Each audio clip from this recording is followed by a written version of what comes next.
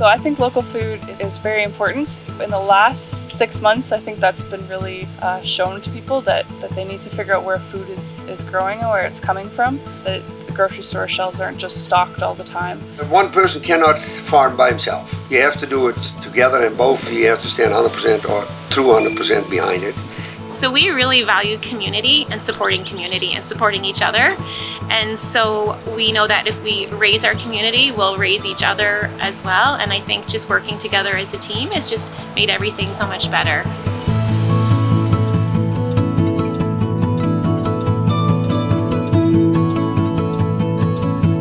So my grandparents bought the farm in 1969. Parents officially took the farm over in the 90s. And now currently we've got 3 different businesses on the farm. So my brother milks goats. My business is Land Gardens and Bakery, so we have a commercial kitchen. We do all kinds of pickles, jams, chutneys, ready-made meals. We raise pasture-raised chicken and eggs. And then Elaine also has Grand River Gardens. And these are all the milk goats. So currently we're milking 300 goats, and then taking care of all the livestock, young stock, and then feeding them, bedding them, milking twice a day. The average goat in Ontario is sitting around 2.5 liters per day, and right now I'm closer to 3, 2.8 to 2.9. Right now I'm a member in Gay Lee Co-op, so all our milk goes through Gay Lee, and they own a minority share in a cheese plant called Mariposa.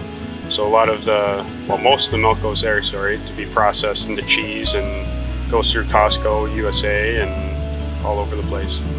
So I went to culinary school with the idea that I wanted to be a line cook or chef or something there. And while I was there, I guess I realized that there was a big disconnect, really, between the people producing the food and the people that were learning how to cook it.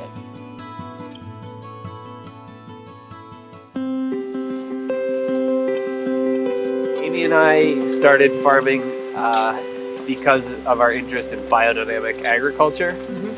Biodynamic agriculture has a goal of creating this idea of a closed system, so a farm organism that is self-sustaining, and looking at different ways that you can capture energy, turn it into fertility, and then move that fertility around your farm so that you have a cycle of fertility that is perpetual and that is local, so that we're not relying on off-farm inputs to generate the crops that we're growing.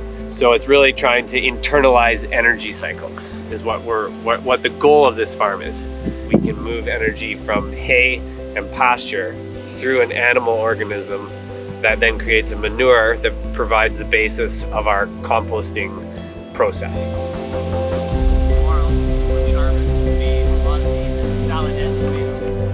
The planter is like you're riding on a horse.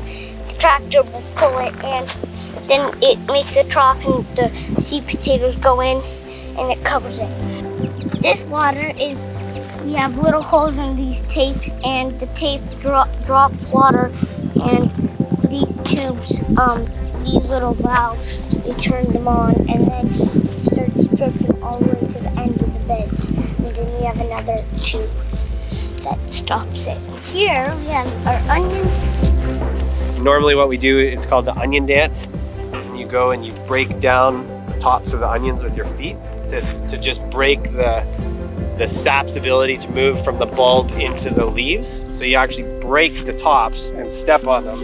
And then you leave them like that for a couple days, then you pull them out and you let them see the sun for a couple days. And then we'll move them onto the tables for a couple days, and then we stack these tables. So these will stack 6 or 7 high with spacers on them, and drive them into the barn and just set them down. So we can move 7 tables at a time with the tractor. Every single onion pulled by hand, a lot of handling. So our farm is 100 acres that we own, but the goal here is to go back to a traditional way of farming where a family can earn a respectable living on 100 acres. The way that we're doing that is through diversification. Now that wheat's combined, we've baled the straw, put it in the wagons, and we're going to unload some wagons in the barn. That'll make our cattle bedding for the winter, so that the cattle have a nice clean place to lay down, and it simulates us moving them to a fresh area every day when we put straw down. It makes nice clean bedding for them and helps us make good compost to fertilize the land next year.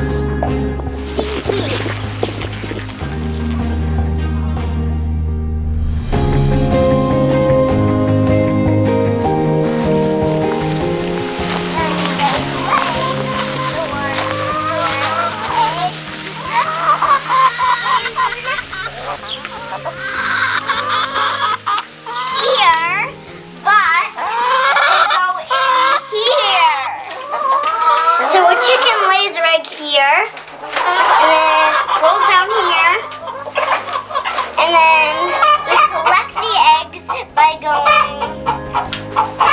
hey chicken, and then, see, egg. We'd love it if our kids chose farming as a career, but obviously won't push it. We found it on our own.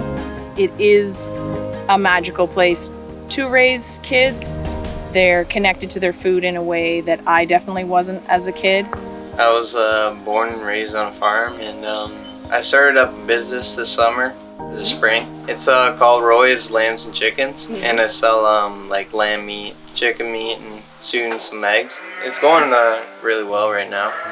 It only takes a generation to forget a skill. If your father or mother don't teach you how to garden or can vegetables or cook, it's a lost skill, and I think that's one of the things that has definitely become apparent. Well, the nice thing about farming is every year's not the same, so you can apply what you learned the year before, but something gets thrown in there.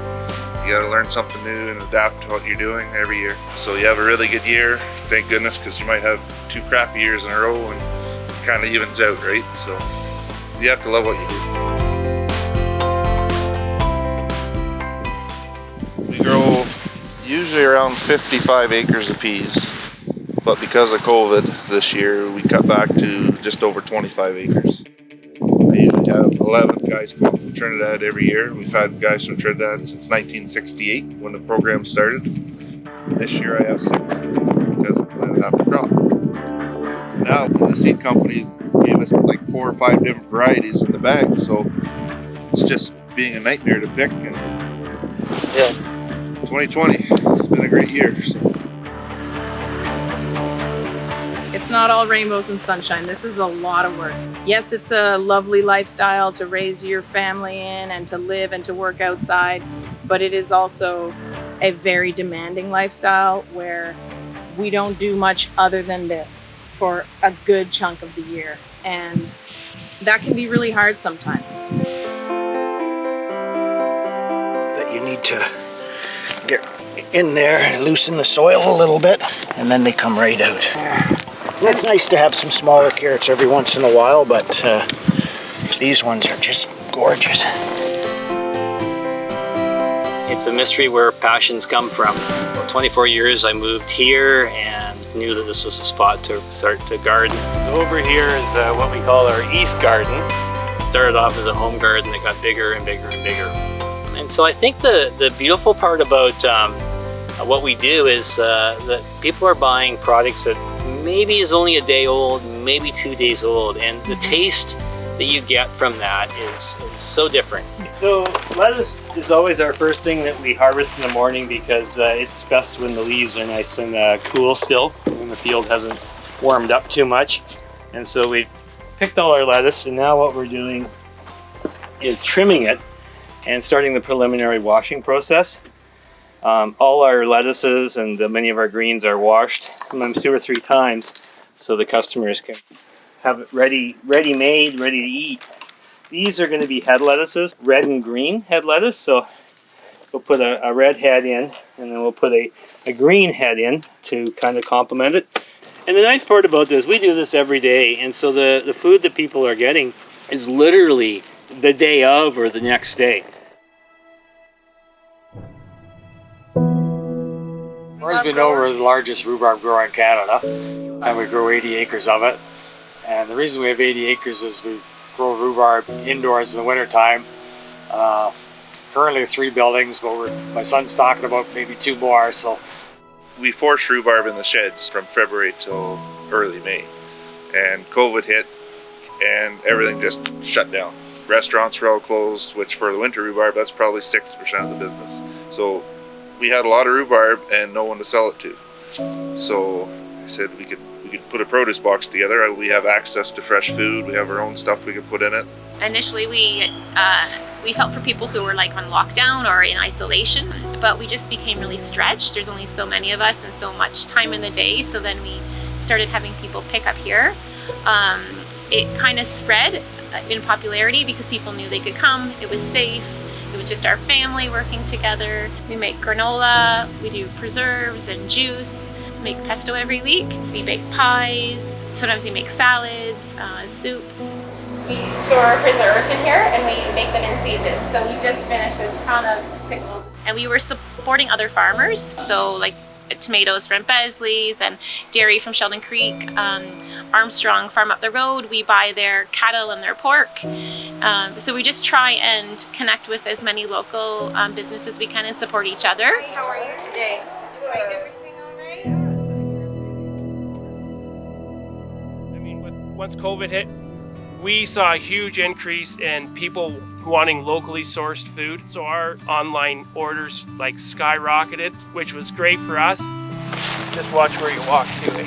But it created huge bottlenecks at the small processor that we use. You know, we would be able to call and get them in a couple weeks to a month, and now we're talking 3 to 4, 6 months out. It'd be nice if they all grow exactly the same way every year, but it's not quite that easy.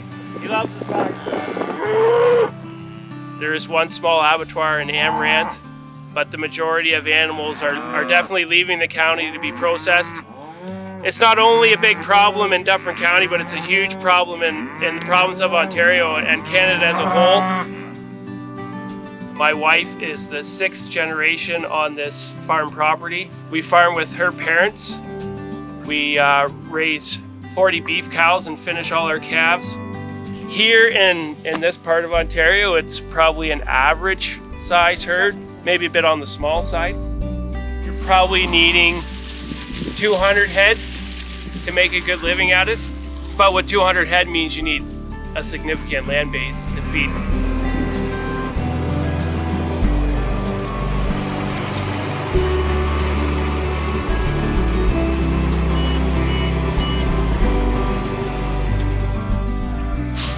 So before we start milking, we gotta put a filter on. So we get in the milk. Grab a filter.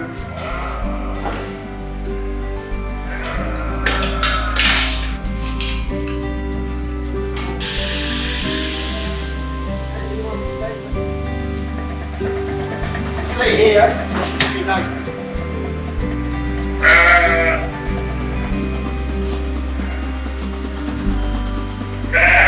You have to shake the others, because if you have a lamb underneath the sheep, I don't know if you ever seen it in the past yet, but then the lambs, they push the sheep, and then,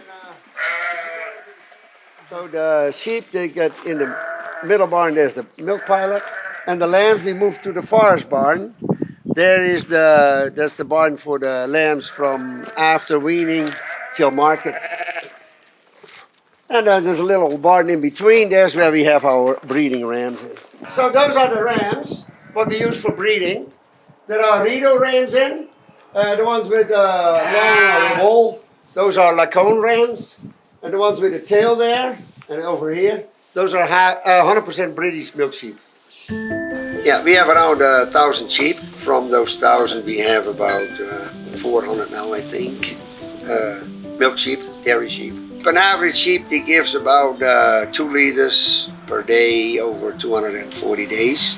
All the milk goes to Saputo in St. Mary's, and they process it and they make feta cheese with it. Pickups tomorrow morning. They got income from the sheep, from the cash crop, and from the solar. We have solar on the roof over there, and there we got a windmill on our property. So we got income. Well, you have to spread your risk, right, as a farmer.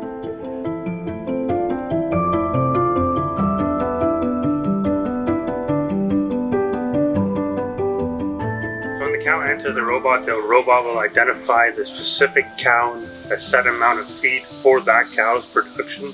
The cows either will be gently brushed to clean up any dirt and debris that we don't want in the milk, and it will also stimulate the cow to let her milk down.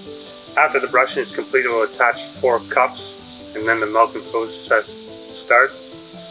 And when the cow is finished being milked, it will take the cups off and then apply a post dip, we call it, or a teat spray, to prevent any bacteria growth after the cow is milked, since the teat is essentially open.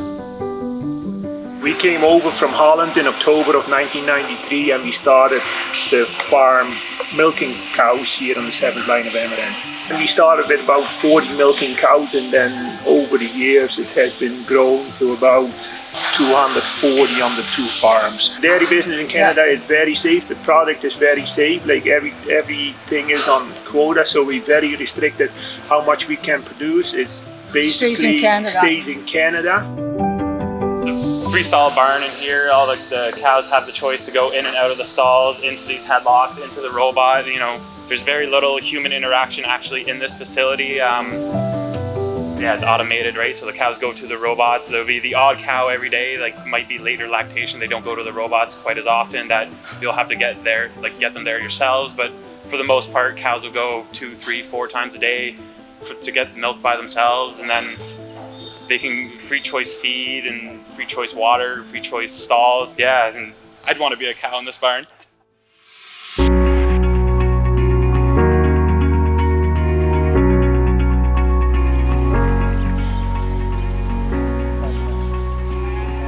So these ewes here are just, they're all on grass. The ones with the red marks on their shoulders are pregnant. We just tested them a couple weeks ago, so they're going to have lambs in October. And the ones with no marks on them, just weaned lambs. So they're going to be bred lamb in January, and then there's a bunch of ewe lambs. And Dufferin's a pretty unique spot because we can grow a variety of crops. There's big cash crop farmers and there's small market garden farmers, and it's a great place to be. Agriculture in Dufferin is the biggest economic driver in the county and provides lots of employment for local folks, and we try and make the best food we can and make a little money.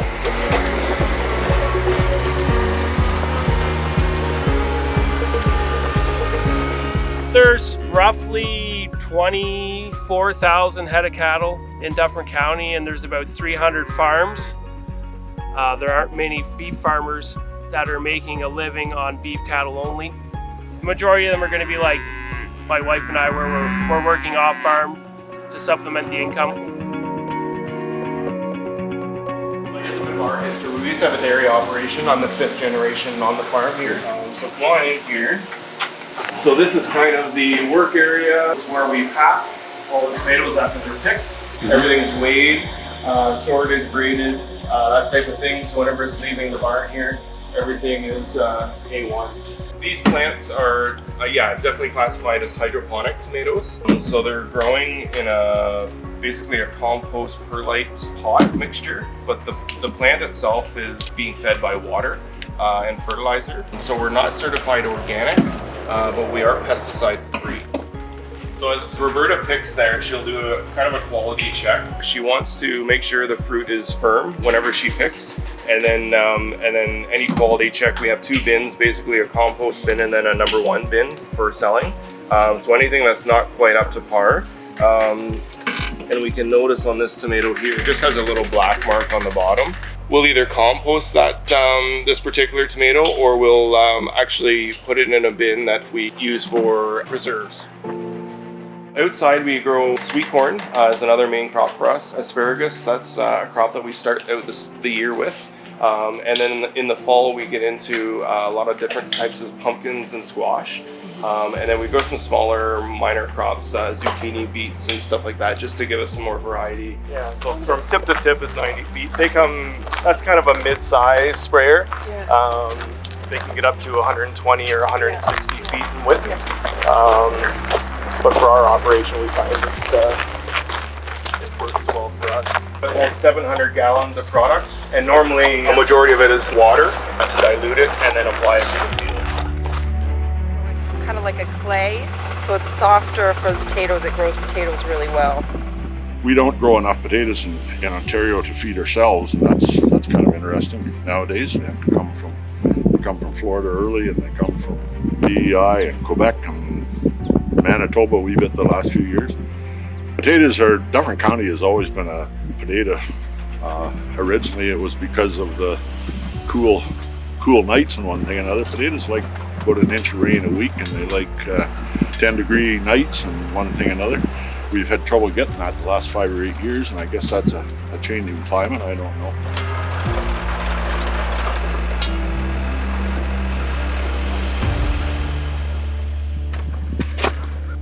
So here's our teaching garden. Right now we have 8 students. Yeah, it's kind of exciting seeing their gardens grow and what they're learning from that experience. And the pride that they have about their garden, it's universal. People love to be able to create. And so the key with weeding is to stay on it. It's really hard to learn how to do this in a classroom. It's really hard to learn how to do this in a book. A lot of people are doing it online with a lot of YouTube videos these days, but there's nothing like doing it hands-on and having the opportunity to learn it on somebody else's farm. So I think the farm tour is an excellent opportunity for people that don't know a whole lot about agriculture to kind of get an inside look at a farm and meet a live, throbbing farmer that is passionate about what they do. I hope they find out things they didn't know, and I hope they have an appreciation for what we do every day to produce food. You know, sometimes I'm in the barn and then you think, yeah, man, you know what? You have to be a doctor, you have to be a nurse, you have to be a chiropractor. It's great what you have to be able to do, you know, to be a farmer. You have to have all the skills. Yes, it's amazing. Our society wants to get some power back and control over their lives. Say, I can have a backyard garden. I don't need a grocery store. And it's a really empowering thing, psychologically, physically, spiritually, for people to be able to do that.